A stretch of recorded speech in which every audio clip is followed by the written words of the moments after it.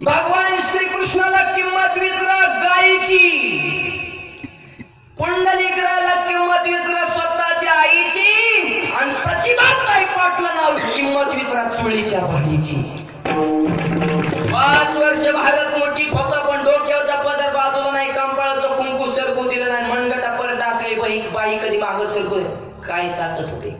कशीची एक राजमाता झाली चुंडी अहिल्याबाई होळकर. 50 वर्ष भारताचा कारभार केला पण कधी चोळीची माग सरकू दिली नाही बाई. हातामध्ये महादेवाची पिंड होती म्हणून जीवनात कधी अपयश आलं नाही. तिचं नाव राजमाता अहिल्याबाई. आदर्श माता माऊली हा आदर्श चंद्रभागा मातेने घेतला. मग देव प्रसन्न, मग गोदरनाथ महाराज माता मेवा मिठाई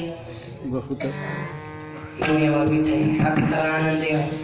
2 तास होत आला तुम्ही माझ्या समोर बसले तर अजून तुम्हाला घर आठवलं नाही. हाच खरा स्वर्ग आहे, हाच खरा स्वर्गातला आनंद आहे.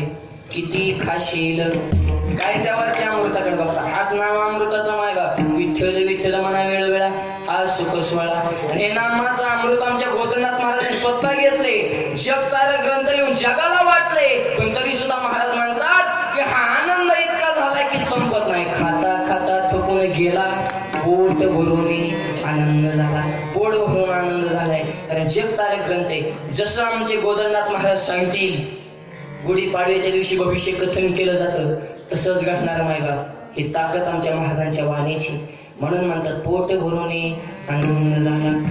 एवढा आनंद जीवनामध्ये का झाला तो गोदरनाथ महाराज म्हणतात आम्ही देवासारखं झालो, देव आमच्यासारखा झाला, आम्ही त्याचे लेकरं झालं. मग माऊली म्हणतात अहो ताना याची लागता झटे, तिने अधिकची पाना फुटे, रोष प्रेमधून वटे पडेल त्याच्याने. लेकरासारखी देवाने आमच्यावर माया केली. का माया केली तर आम्ही या देहरूपी पंढरीमध्ये आत्माराम विठ्ठल पाहिला अभंगाच्या